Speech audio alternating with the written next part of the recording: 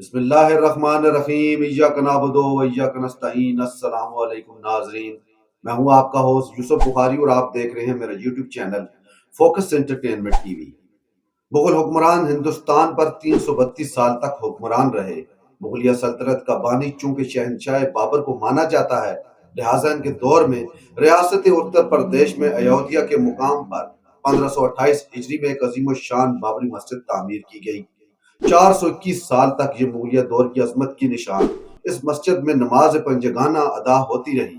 23 دسمبر 1948 کو پہلی بار ہندوؤں نے مسجد کے محراب میں بھگوان رام کی مورتیاں رکھ کر دنیا کو ایک نئی تاریخ سے متعارف کروایا۔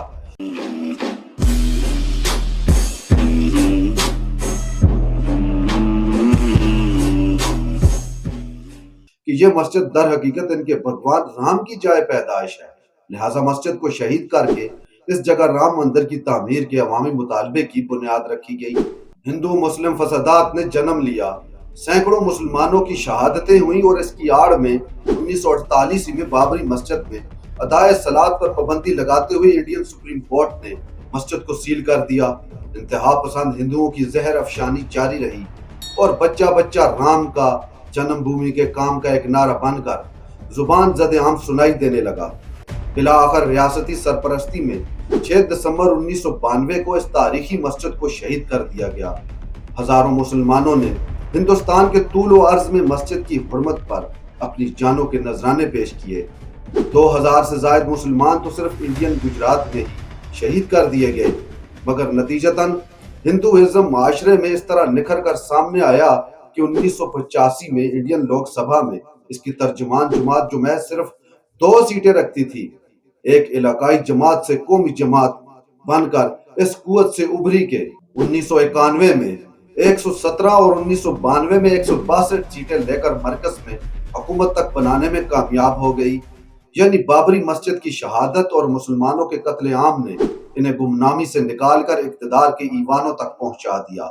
اس دن سے بی جے پی اسلام دشمنی کو اپنا سیاسی منشور کے طور پر استعمال کر رہی ہے اور 22 جنوری 2024 کو بابری مسجد کی جگہ رام مندر کے افتتاح کو بھی یہ ہندو پرست جماعت ایک سیاسی سٹنٹ کے طور پر ہی استعمال کر رہی ہے اور اپنے اس کارنامے پر یہ پارٹی الیکشن میں جا رہی ہے اور تاریخی کامیابی متوقع ہے۔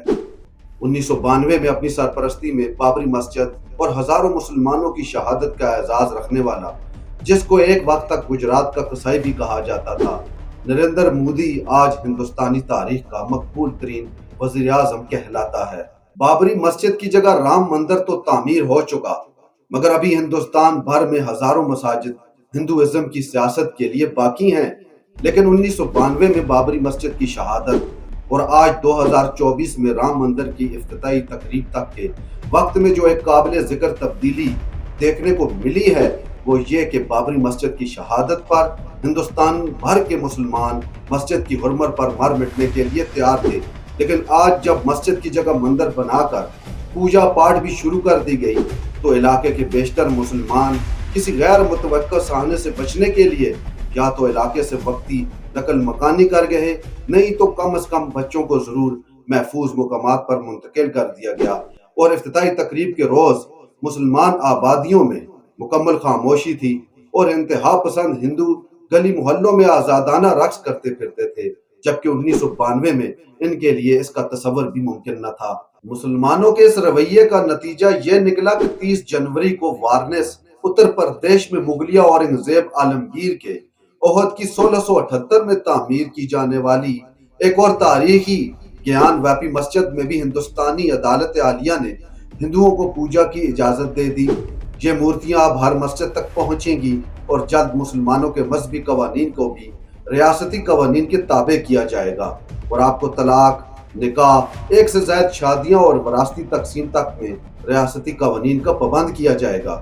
اب دیکھنا یہ ہوگا کہ آخر کب تک 35 کروڑ سے زائد ہندوستانی مسلمان اس جبر کو برداشت کر پائیں گے، کب وہ مفاہمتی پالیسی کو ترک کر کے احادیث رسول میں بیان کی گئی اپنی فضیلت کو پہچان پاتے ہیں۔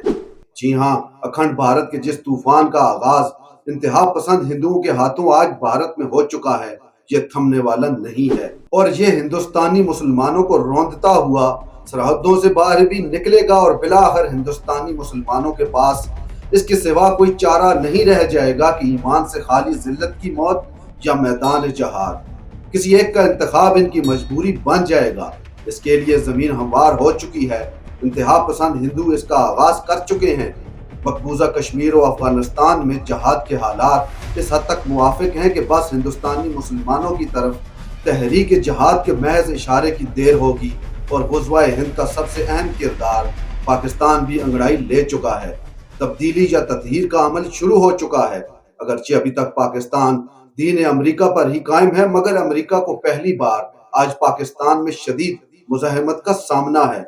और अगर कुरान और अहले नज़र के नुक्ता नज़र से भी देखें तो ऐसा ही मालूम होता है कि जैसे रब्बुल इज़्ज़त ने पाकिस्तान को किसी बड़े मकसद के लिए चुन लिया है। अल्लाह कुरान मजीद में इरशाद फरमाता है, अल्लाह हरगिज़ तुम पर कुछ तंगी नहीं चाहता। ये जो वक्ती तंगी है ये तो महज इसलिए है कि अल्लाह तो चाहता है कि इस तंगी से गुजार कर तुमको पाक कर दे, तुम्हारी तत्हीर कर दे, ताकि तुम्हें अपना शुक्रगुजार बनाने के लिए तुम पर अपनी नेमतों का एहतमाम कर सके।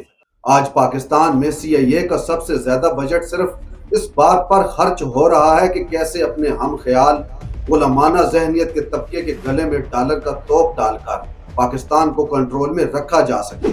अहले नज़र की अक्सरियत गुज़वाए हिंद और पाकिस्तान में तब्दीली के आगाज को करीब तरीन देख रही है। और अगर हम भी इसका तायराना जायजा लेते हैं तो गुज़वाए हिंद से मुंसलिक अर्ज़ शाम में भी दजाली सल्तनत यानी ग्रेटर इसराइल के आसार वाज़ेह नजर आना शुरू हो गए हैं। ऐसा लगता है कि पाकिस्तान इंडिया के माबीन लड़ी जाने वाली जंग यानी गुज़वाए हिंद का आगाज जल्द होने वाला है।